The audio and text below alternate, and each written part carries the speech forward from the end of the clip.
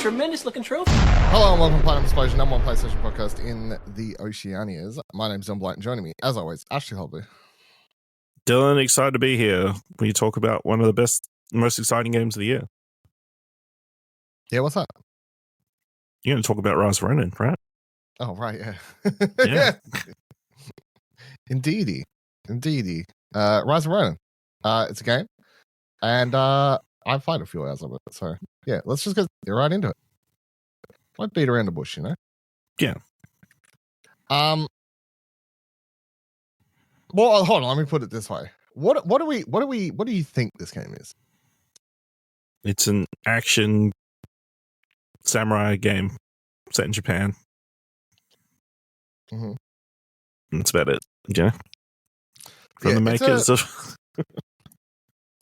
Because it's an interesting one, because it's being pushed as it's being marketed as like a big PlayStation game, right? Yes. It is PlayStation exclusive. However, it's not from PlayStation Studio. No, it's a Bandai Namco game. Bandai Namco game. It's from Team Ninja. It's from the people who did like Neo. It also comes off the back of a huge, massive, successful Ghost of Tsushima, a samurai game set in Japan. Yeah. However, I would straight away say if you think this is going to be anything like Ghost of Tsushima, it's not. Like, it's also the thing is, from like outside perspective, I guess, like when you watch the trailers and stuff, it just like ticks boxes of it's a Japanese samurai game. Okay, so it's probably like Ghost of Tsushima. It is open world, so similar. Mm-hmm. And then there's the other side of like the combat, and it's like, okay, so it's like a Souls-like. It's got Souls-like elements, but it's nothing like Neo. It's nothing like an actual Souls game, you know. So it's a bit more forgiving. It's a bit more forgiving and stuff. Okay. It definitely falls more in line with, I would say, at least based on what I played, like the few hours, like for the preview period. Which, by the way, I only finished last night. I played right up to the last mission you're allowed to talk about, and like then got into bed, and now we're kind of fun. That's fine. Everybody loves leaving it to the last minute. Well, I may have prioritized something else, which I'll talk to about after this, which is finishing another game instead. So yeah, but I did that. I will have like a short preview article up, but I mean, I just don't feel like this. It's always funny when they do these like preview article things, because it's like, I don't want to, like, no one really wants to read like a fucking 10 million word thing about, like, it's just like, is the game worth looking forward to? Yes. All right, cool. You know what I mean? Like, yeah. I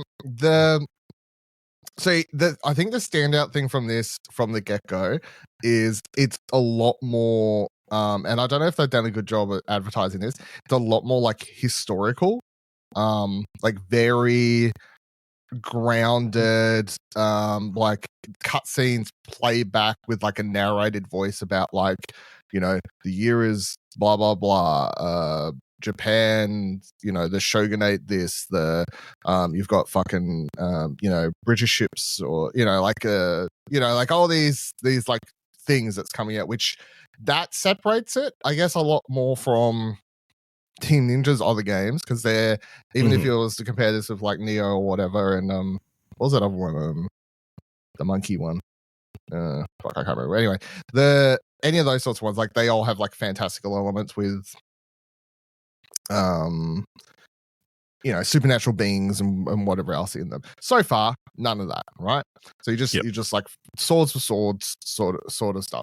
Now, some of the stuff you can do, I feel like, is a little bit unrealistic, but anyway, that's just add a little bit of leeway. But it's definitely like set in a grounded world.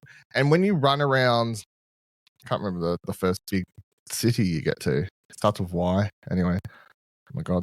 But the first big city you get to, even like just running around it, it feels a lot like it has a very historical sort of flair to it. So I think that helps separate it. And you can even, in the pause menu, you can go to like a timeline thing and like see not only like look back what's happened in the story so far to your character, but also it gives you like literally the years when these things happen.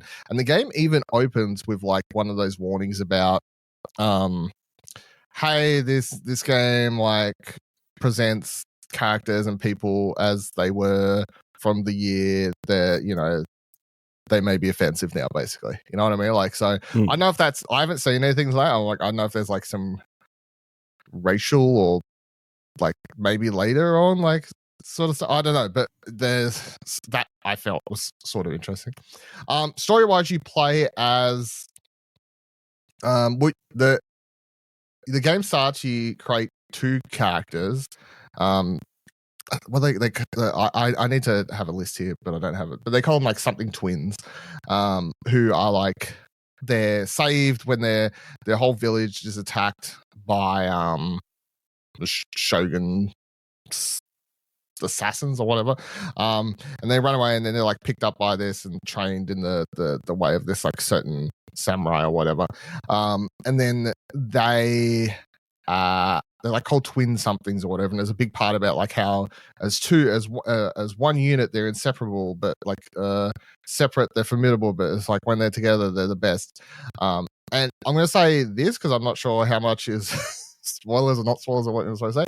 Something happens and then the characters are separated, and then you pick which one from that point, even though if you were like me, you spent like fucking 20 minutes messing around in the character creator, which has a lot of like customization for some reason for a game like this. But anyway, you can then pick which one of your characters you want to continue playing the game as. And I picked my female character because I made her look like Makito, so which I was very happy about. Yes, it is freakily accurate. It isn't it? It's so good.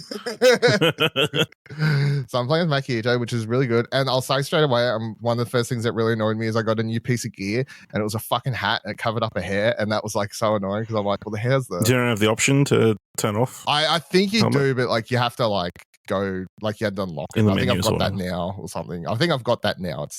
But at first I was like, motherfucker, I don't like this hat's giving me like plus 15 armor, but it's fucking ruining everything about my style here. But so then they get separated, and then you're basically on a mission to find or track down the other person, be that the sister or brother, depending on which one you choose to play the game as. Yep. And then while that you're backed into this, like as I'm saying, this very historical setting for Japan at the time, and what's happening is like everything around you. Prologue is very linear, so you just like sort of play through these like very linear sort of sections and like cutscenes and whatever. And then as soon as you get to the first chapter, then you get into, hey, here's an open world. And I find it really weird is that the open world stuff in this game, especially coming off having played Final Fantasy, where I'll say I don't love the open world stuff and that. I think the key difference is just again like the narrative setting and like if it works or whatever else. But this game, I would say nothing that they're doing in the open world is particularly new and fresh. However, something about it for maybe just this type of genre, I'm liking for some reason. Like, because it is literally like, hey, here's a small outpost, right? Go into outpost, kill all the bad guys there. You get like more respect in that region. Like it's pretty basic sort of stuff that you've seen in a lot of games. Hey, here's a shrine. Go up to a shrine, press R1, you do a little pray, you get like +1 skill point. It is pretty standard sort of stuff. But so far, it's not a lot. Like it doesn't like you open up the world map and you're not like, oh fuck me, that's a lot. But at the same time, it's just like on my way between main missions, there's been just enough to sidetrack me, if that makes sort of sense. Like it's not overbearing, but it's also pretty basic, but it just works. And I think maybe that the reason is that the game's bare bones, like sort of, hey, here's an outpost, take it down, is because the combat is the thing in the game, right? Everything's built around the combat, and the combat is challenging, but you have difficulty settings. So it is not hack and slash. It is also not get one hit by a motherfucker and then just get steamrolled by every enemy in the game like it's an actual FromSoft game. Yes. Yeah. It's somewhere in between. I'm playing on the normal difficulty setting. You do have an easy, a normal, and a hard, but they're not called that. They're called like whatever, something else. But it took me like 8 tries to beat one of the boss fights or whatever. But I'll get to that in a second. But so far, like I think the thing is the combat feels really, really good, and maybe that's why every time I come across an outpost where it's like, hey, take down these 5 enemies. Those 5 enemies in the combat is like fun enough that's like I want to stop and do it because I get to fight people. And like when you're roaming around the open world, there's not like. You know how in Ghost of Tsushima you just come across like people just marching along the roads, you just like stop and fight them and shit like that. So far, I've seen nothing like that. It's like you're running around. You have a horse. You can call it at any point, which is cool. And you can upgrade the horse and whatever. Everything in this game is fucking customizable. It's crazy. It's like, okay, cool. Got new horse armor, but I didn't have to pay for it, so it's not like Elder Scrolls. Then so you roam around on your horse. You don't have to like bump into people, but then it's like you see like a little red dot on the map, and you can see a little village there, and you're like, fuck yeah, cool. I'll go fight some dudes over there. That's it. I went to fight some little town the other night, and then. Like each area has like 1 or 2 mini bosses with a bit more HP, and this one dude was just kicking my ass, and I was like, nope, and I just like ran away. So like unlike because it's got that open world aspect, it's like you can at a certain point just be like, no, I'm good. Like I'm just going to YOLO the fuck out of here. Combat though is so at the start of the game, outside of picking and like customizing and spending half an hour creating a character and doing your hair and everything like that, then you get to pick their classes. I think there's like 6 different classes. It'll change like where their points go, primarily to like one's like higher in strength if they're a straight assassin, sort of typical Ronin character, and then there's like another one that have like more charisma, another one that has like better intelligence, and then 2 of the classes have the same special skill, which is being able to do like multi assassin kills, and then the other 2, one of them they get an extra skill to like be able to heal more, and another class gets something where they can unlock like stuff in conversation dialogue stuff, and there's a fuck ton of dialogue stuff, RPG shit in this game as well, which is weird. So I just went with the typical Ronin class because I was like, oh no, that feels the most sort of just feels like where this game is. As boring as that is, that just that's feels what like the name is. Yeah, I was like, that just feels like what this game should. Not Rise of Assassin. No, and it tells you that.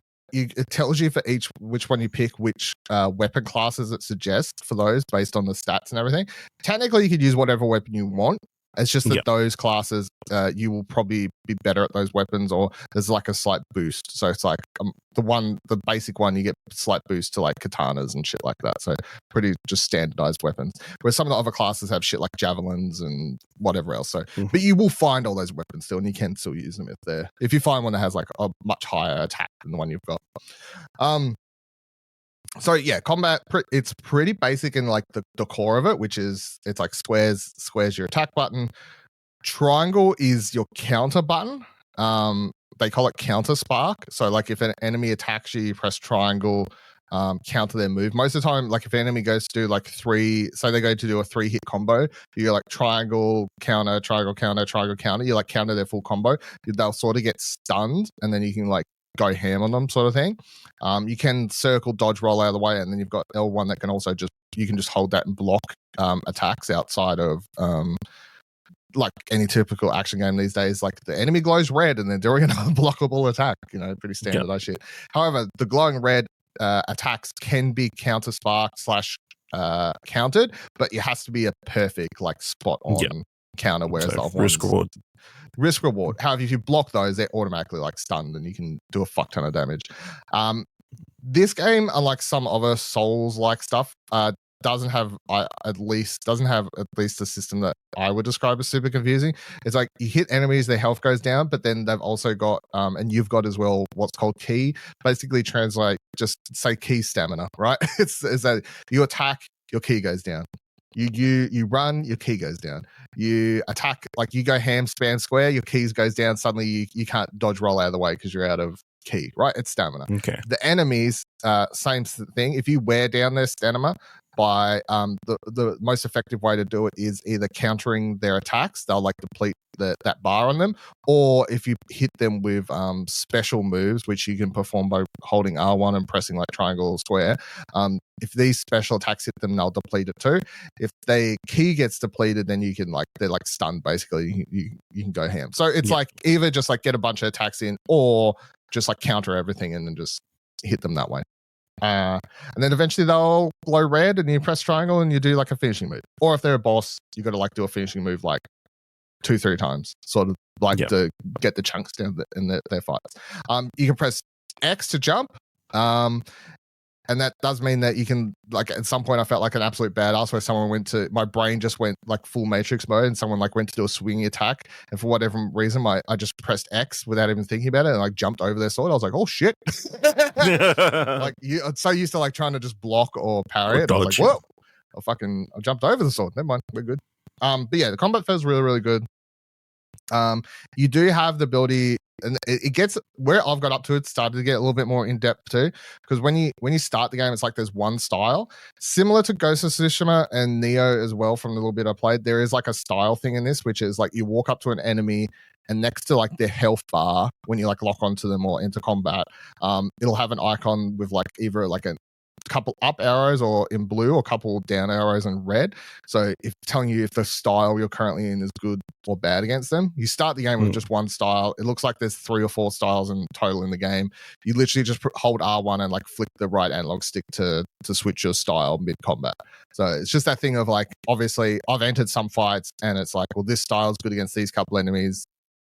This style's bad against them. You can still attack and fight enemies, but you're not going to do as much damage.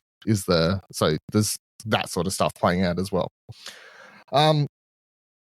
Now where it starts to get rather interesting, I think, is the fact that, and this is where I was saying, so I did a boss battle in a mission. So you got the whole open world segment. You've got the running around doing fights. You've got some open world stuff, typical stuff where it's like you talk to a character, they're like, head to this place on this marker, you kill a bunch of people, cutscene happens, blah, blah, blah, whatever. Typical sort of stuff. There's been a couple other times where you do like a mission screen before heading on the mission, and you can take an ally with you. Now the allies, it seems you will unlock, and this is the part that I don't know if they've done a good job or have even talked about really in any of the stuff I remember watching, is this game has like a deep social building element with the characters that you meet throughout the game and like choices that you make, how they affect stuff and that they play out with, to the point you can even give your allies like presents and build relationships with them, and like it's got all that sort of stuff. So you meet this one guy and you do a mission with him, and so it's like sneak into a place and you can change this ally's gear and tell them and change out what they're doing as they go. And you can also, during the mission, at any point press L1 and up to switch to that character. Or if your main character that you're playing as gets downed, you automatically switch to playing as your ally and you're able to continue the fight. And you can also walk up to your downed character and use one of your like health potions to revive them. So that's interesting because that means that there is also a lot more options whenever you go into any mission. And it also means that weirdly when I'm taking on a boss in this first thing, I'm like, oh, so like it's not me versus the boss. I've technically got like 2 health bars of like 2 characters to use. But also at this point, the boss I didn't have the style that was good against the boss, but the ally did. So like I pretty much just switched to the ally for the entire fight and let my character just be AI controlled for the entire time. So that was weird. Throughout the missions, it's sort of these missions where you like have a loading screen and everything, you're sort of like locked into a particular portion of the map. You can unlock you can even have like a shop at the midway point to restock on gear and stuff like that.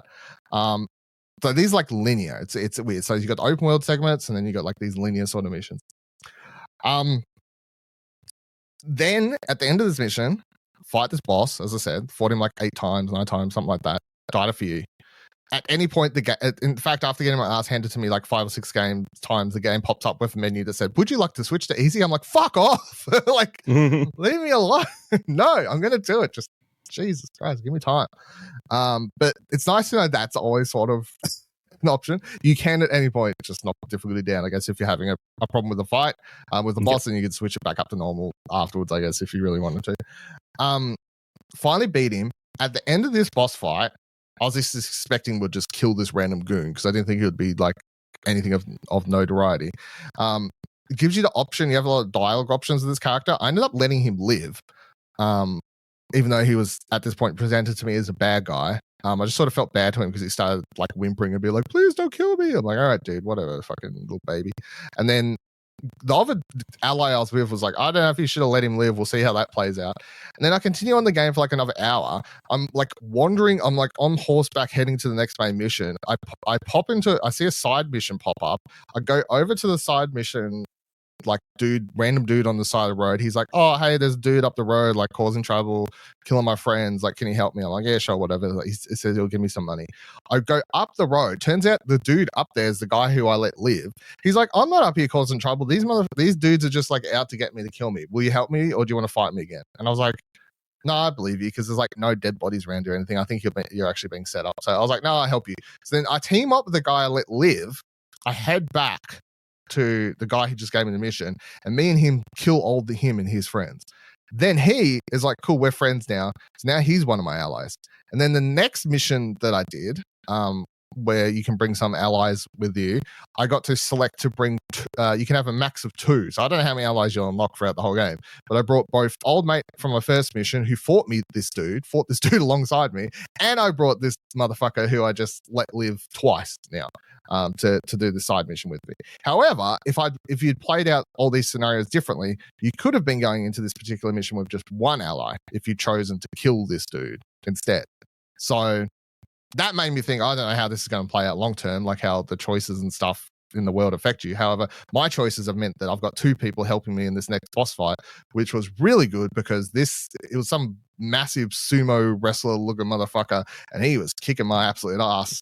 And it was good to have like basically 3 lives because as soon as like I got down to I used up all my health potions, I had both the allies dead. It was just down to me, and I'm like, well, I don't know if I would have beat this dude if I didn't have this other dude here. So yeah, so I don't know, if you want to make the game easier, get as many allies, I guess is my going away tip from all that. So yeah, I don't know, I feel like I've gone on. Any questions or stuff or tidbits or stuff? No, I guess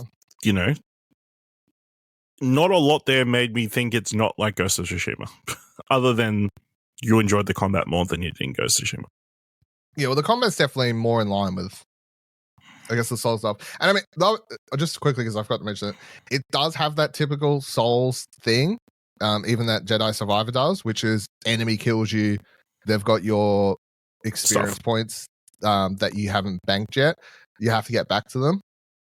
Hasn't been a huge problem for me most of the time because even if a random character's killed me, as I said, like you can literally run up there, fucking get experience points back, deal enough damage for the screen to pop up and say you've got them back, and then be like, "YOLO, I'm out of here, bye." Like, if you don't want to keep fighting them. And then boss fights most of the time it's just like it says you've lost them, but then you go back and fight them again. It's like you've got them back, and then you die again. It's like you've lost them. Like it's just a continuing. Yeah.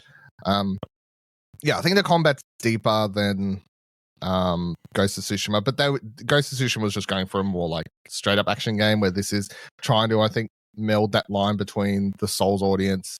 It's definitely trying, similar to Jedi Survivor or Jedi whatever, Fallen Order, all those games.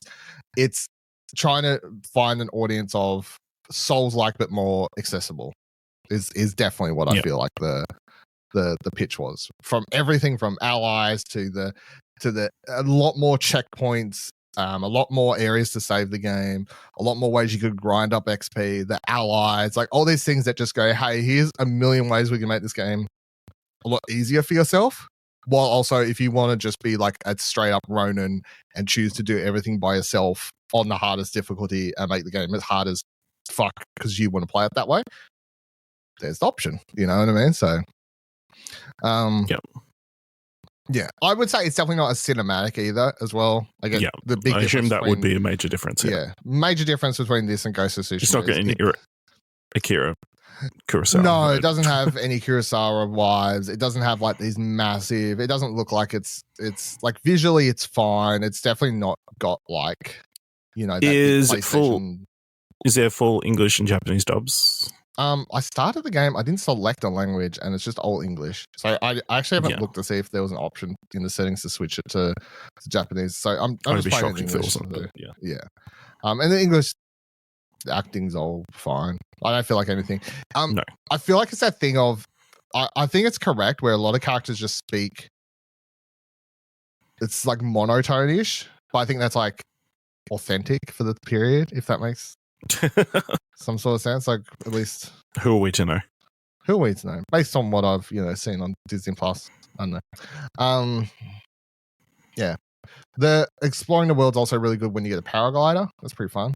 As we see in the trailer, you can just like jump off a ledge and just press X and you can glide in. The other thing I'll quickly say is the game has a lot of stealth, right? So here's another way to make the game easier for yourself.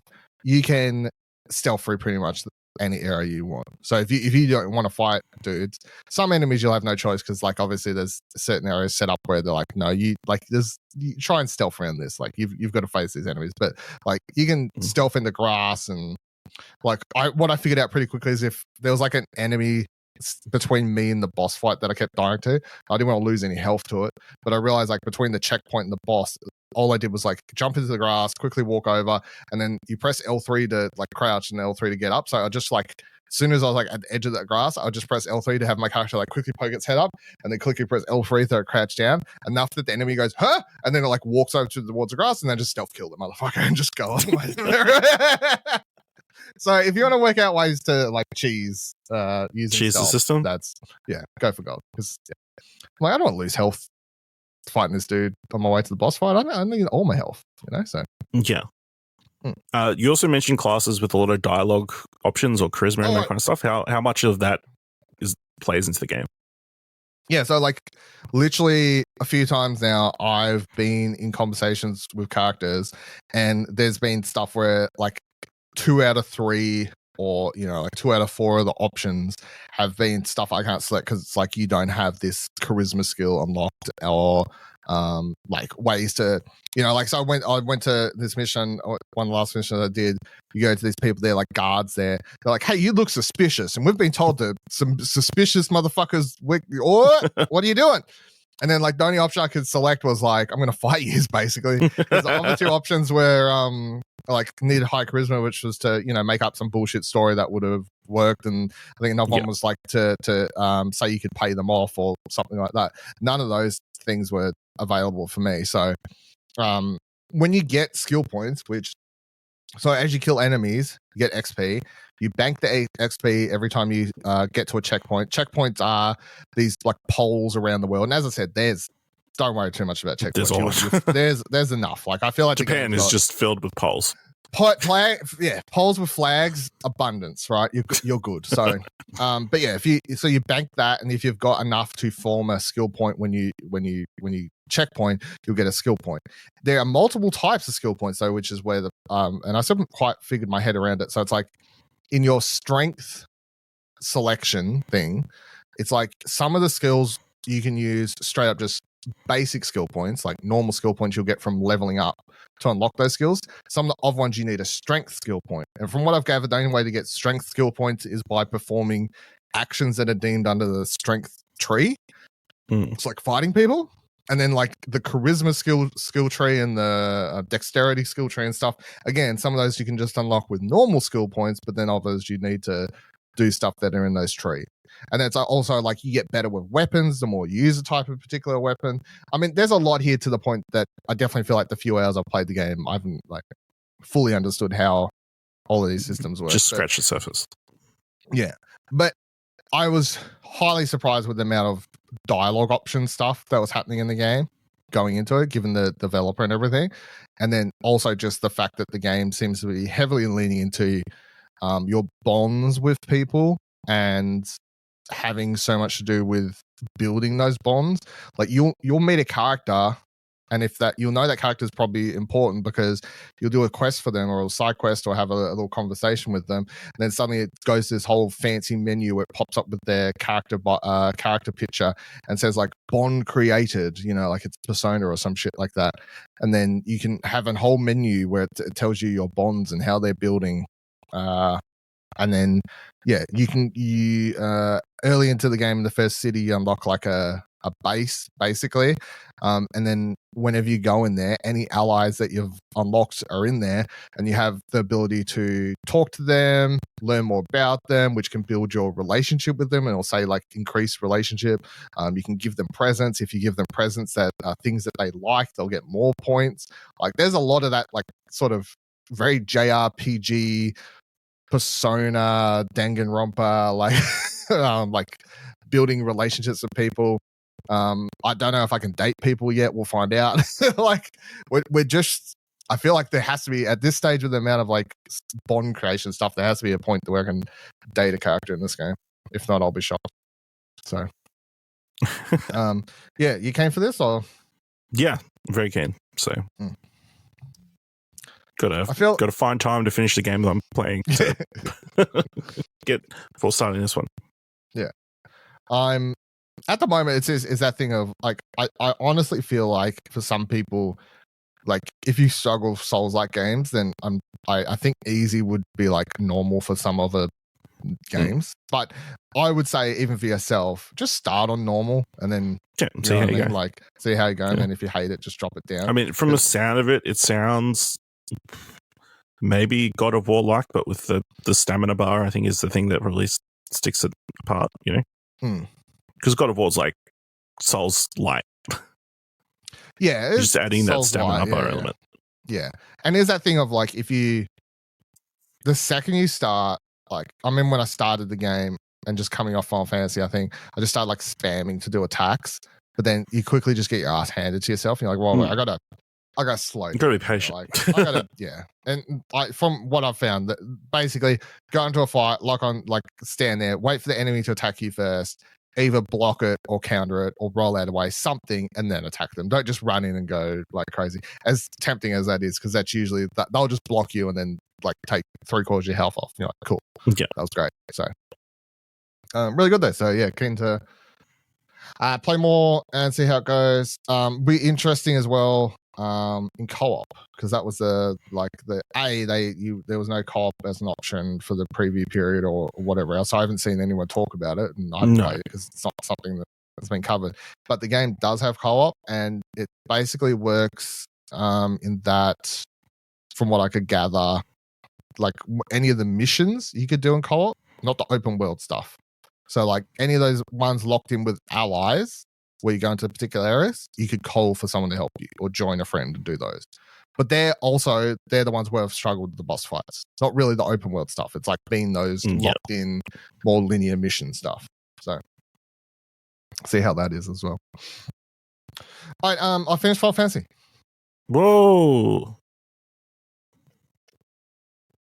40 hours, I think. Was my okay. Yeah. So I really rushed it. Yeah, you barely did anything. Barely did anything. 40 hours, just such a rushful game. When you take the 10-20 hours of Queen's Blood out, you know, that's 20 hours to get through the game. So I think that's I think I've done all the Queen's Blood. I don't know, maybe I missed it. I assume I've missed some people, but any city I went into, new town, it's like, okay, run around, do all the Queen's Blood matches, and all right, moving on. So where's the next story mission? that's what I need to do now. So yeah. Without spoilers, I think the game is really, really good. I think it jumps the shark completely in the last couple chapters. I think I'll put it this way, as a fan of the original game, right? Mm-hmm. This is the thing. For people who haven't played the original, maybe you have different thoughts and stuff like that. I think the direction this has been heading since the ending of Remake, and the ending of Remake, of course, again, I'm not doing spoiler warnings for the ending of Remake. That's off the table at this stage for this podcast. The second they started bringing like the whispers of fate and changing of... But I mean, that wasn't even the ending. It was like all the way through the remake. Well, the whole game, yeah. But like at the end where you like the boss is literally like the fucking harbinger of fate or some thing like that or whatever. And you like kill it, and then it's like implied that you're potentially changing the fate of the universe or whatever. You've known that this is going to go down a different direction. Different way. This is coming into this game. I think what this Rebirth adds, the best stuff it adds to the Final Fantasy VII universe, is the characters are a lot better in this. Like seeing them talk to each other, seeing them expand upon. I mean, it's so funny having now finished it and hearing Kieran say like Red 13 doesn't get enough like character building. Totally does. Just he hasn't got to it. Every single character in this game gets time, gets something, gets like a moment. Even like the fact that Kate Sith gets fucking more story in this than is that how you pronounce it?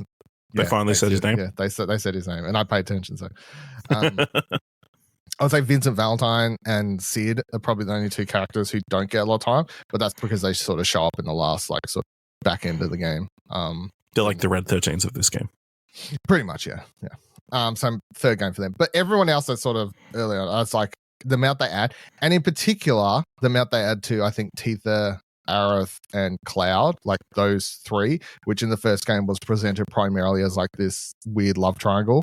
The way that those characters played out and the way that Aerith and Tifa just get much more of a, like, their like friendship is so much more solidified in this. Like all of that stuff, I think just makes, especially as again, as someone who loves these characters from watching them as pixel little fucks wandering out a PS1 screen through to seeing them come to life in PSP games, PS2 games, future Advent Children. This is probably the best representation of all of these characters.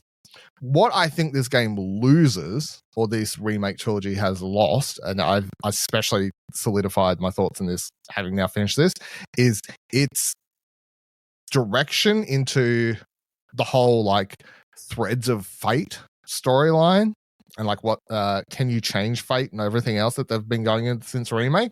I think like the focus on that means that a lot of the stuff from the original game around the ecological messages of the game aren't lost entirely, but are put into second place. And I think that's the only thing that sort of disappoints me, because the first game, you know, is literally just, it's like you're literally eco-terrorists, you know, like that's Avalanche and everything starts up. But then the second all this fate stuff, and then especially in the back end of this game, it's like we're not spending so much time talking about the future of the planet as we are weird shit that's been added. That's, you know, without getting into it. So I'd say that's my only like negative. But even with that, I think it's a really, really good. I think the combat's been nothing but improved with the synergy stuff. Like once you like, you have to use that. I mean, I maybe probably wasn't using it as much as I needed to, and then once you get to the last few boss fights, which I was saying on the Arcade Have stuff today, I was got my ass handed to me by one particular boss fight. Like the back end of this game, the boss fights get harder than the boss fights in the first game, and you have to be using those like those synergy moves correctly and making sure to use them, Resh. I think you're just gonna fucking get your ass handed to you. Even to the point, there was a stage I forgot where, like, if you get down to yourself, like if your two allies are down, and then you bring up the synergy menu and you can do synergy attacks with the people on the back line. I'm like, oh yeah, I completely forgot the game told me about that like 15 hours, 20 hours ago, whatever it was. I was like, oh yeah, cool. I can just use Aris healing fucking synergy attack, even though she's not in my party at the moment. Forgot about that. Never mind. Yeah, so really, really good. I have no idea how they're going to wrap up this trilogy. It's left in such a weird place, I would say, for what they're doing. The third game is going to be interesting, I think. So that's where I will leave my Final Fantasy thoughts. So you're on the disappointed by the ending side of history of the discourse. I wouldn't say I'm disappointed. But it didn't hit me as emotionally as I think the game thought it was. It didn't leave me disappointed. I think my brain was trying to focus and work too much on just understanding what the fuck I'm witnessing and trying to piece together what any and all of it means. That it, because of that, and it doesn't allow you to get emotionally invested. If you know what I mean, like I can't just sit there and be into the characters when the last couple hours I'm just going, what the fuck is going on? Yeah, what the fuck's going on? And then trying to piece it together and be like, well, I think this means this, and then I think that's what they're trying to say with that. And then you're like, and then the last cutscene is playing out, and even I'm sitting there, and you know, it is an emotional ending. It was supposed to be an emotional ending, setting up towards the third game, and you know, like a real like, man, we're going into the final act sort of the way the game ends. And I'm sitting there just going, man, like, I don't know. Reddit might be able to tell me though. I don't know. Like, yeah. Do you think you'll resonate more with a bit of distance and, maybe even or, distance or like, reliving it or something? Yeah. Distance or seeing it wrap up, like maybe in retrospect after the third game can be like, oh, this all makes this was all the journey was worth it, sort of thing. But at the moment, I'm just like, I don't know. This is just it's a lot of wild shit you're adding into. It's also that element where I just go, the story was already good. Like, did we need all this? Do we need all this like stuff when the story was already so good that people for years have loved and been asking for a straight remake, and then you add in all this shit, which I honestly can't say if I like or not, because at the moment I'm just so confused. Because you're because you're halfway through the story. So I don't know.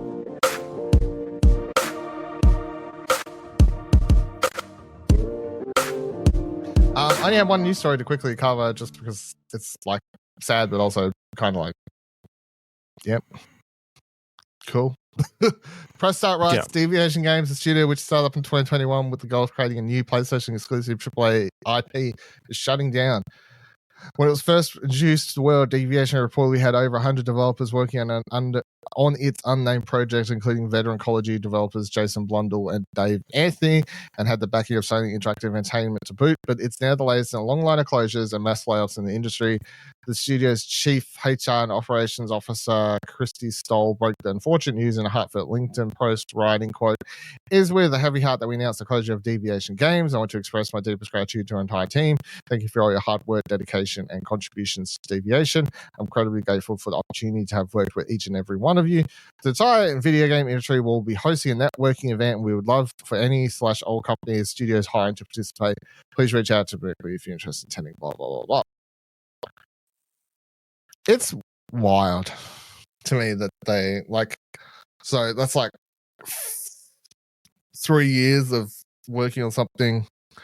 They kept setting them up. PlayStation introduced them like they were going to be putting out like the next Call of Duty, and it was basically going to be a PlayStation exclusive, that's what everyone presumed. Like, we've hired the Call of Duty people, like especially Jason Blundell. Like, he's I think the most known name out of two of them.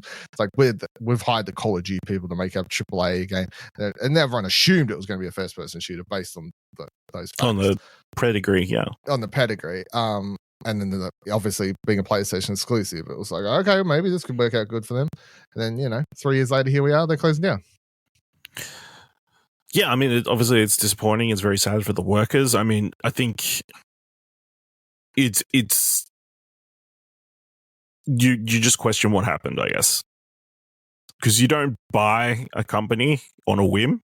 I'm sure when they went to buy a Deviation, they were like, oh, they've got a game that's going to be a success. They've got something here that we need to make sure we own them, because they're going to put out hits into the future, and then for things to, whether it's just them going live service games and not, we need to push back because the player base is not super intimate anymore, or development didn't go in the direction they thought it was going to go, or costs were just going up exponentially on the game or something like that.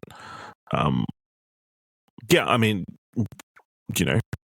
I'm sure probably in the next 6 months or so we'll learn details about what the game was from various sources and that kind of thing. But yeah, obviously very disappointed. And probably, this is probably why you don't buy studios before they put out a game. Would be my only comment. Yeah. Because if PlayStation hadn't bought Deviation, then, even if they cancelled this game, they may have been able to like spin something else up, or that kind of thing. But yeah, obviously, with them purchasing the company and them not releasing whatever project they're working on, they've kind of had no choice but to. Well, I guess they had a choice, but the smartest decision was to shut them down. Yeah, I'll tell you what. We're going to record. What do you want to watch after this? Just to date everything and to pull behind the curtain. But old mate who did his speech about what's his name? Colin? No, Cole Jefferson. Yeah, his thing about like relating to the movie industry. Instead of making $200 million movie, make like 30, 40, 4 million or whatever he said. Like obviously very relevant to the movie industry and totally agree. But also, I think with everything happening in the games industry, I think that's like such a relevant quote as well. Well, I think the games industry does. Like, obviously, PlayStation invest a lot in indie games and that kind of stuff, and that's them doing $10 million games or the equivalent, like smaller titles, But yeah, obviously with their first party studios, they want big AAA experiences that are going to be the $200 million projects. But maybe maybe they do need to let them do smaller projects, do Spider-Man, Miles Morales, or titles like that. Because I'm just like, I don't understand how this was a good use of anyone's time. I'm sorry, I cannot see like spending this many years working on stuff to never release anything. Like, I cannot imagine. Like, I mean, it's tricky because game development is so. But yeah. Yeah, no, just game development is so difficult because you can work on something for a long time and then you get to the end of it and you're like, this isn't good or fun, or this isn't something that we feel people are going to want to buy. And it is. And then the costs keep going up, whereas with a movie, you can just kind of, you just cut your losses, I guess, much easier. And it's like the money's already spent. You put the Coyote movie in the jail. You burn the Batman. Well, most other people would just put it straight to VOD or something like that, or sell it to Netflix. Not everybody can do tax write-offs, but yeah, I don't know. Is it better to release a bad game or not release a game? It's a hard question. Yeah, I don't know. Because that's a tough one. Is it better to release a game like Gollum or to not release that game at all? Well, is it better to release Gollum or just never made Gollum? You know what I mean? Yeah, but that's a much easier decision. And involves a lot more time travel. And I mean, I don't know. And then they made some money, right? So yeah, I guess. But what damage have they done to the studio and all the people involved? I don't know. King Kong came out a couple months later. That fixed it, I think so. Then move the attention away. Yeah, I think so. I'm not sure it did. Gollum was still the first game that came to mind when I wanted to bring up this example. So true, good point. All right, I'll do it. When is Rise of Ronin out? I keep forgetting. 21st of March, I want to say. 21st of March. Yeah. Google says, 22nd. So 22nd, must close. be the American date, I guess. Cool. Should have more thoughts again next week. Well, not next week. The week after, I guess, probably. I assume. Yeah, once embargo breaks. Yeah, well, I assume the embargo when you've actually played more of the game as well. Not just the 2 hours that you bare minimum that you need to play. So comes out 22nd. So full thoughts 27th, I guess. Yeah. Something like that. Look for I'll have a little preview up probably by the time this episode's out tomorrow. I'm just going to write up something quickly. But I mean, also if you listen to this, you've probably got more expansive thoughts than I've put on the article. Then you're right. Click on the article just to give that ad revenue. Yeah. You know what I mean? Yeah, please. Give the website hits. So need the clicks. That'd be good. All right. Thank you for listening to this week's episode of Platinum Explosion. Of course, any comments, questions, concerns, thoughts you've had about it, anything else, you can tweet at us, explosionout.com/Twitter. Join our Discord, explosionout.com/Discord. If you want to give me your hot takes on Final Fantasy, which I know like Michael had and he mentioned that Discord, just feel free to DM me on Twitter or Discord, whatever. Wherever you've got me, if you want to give me your hot thoughts, I'm down for the hot takes now. I won't be able to talk hot takes with Astral Kieran for ages, so feel free to give me yours. explosionhour.com/Discord. I can't remember if I said that. If you want to support the show, other than clicking on the website and giving that ad revenue clicks, if you don't have ad blocker on, or set it for off for our website, what I'm saying. But if you want to do that, you can. There's another way. Ko-fi, explosionhour.com/support. Head on over there, drop $1 or more. Be greatly supported. It's appreciated. It's appreciated. And until next week, remember, every trophy counts.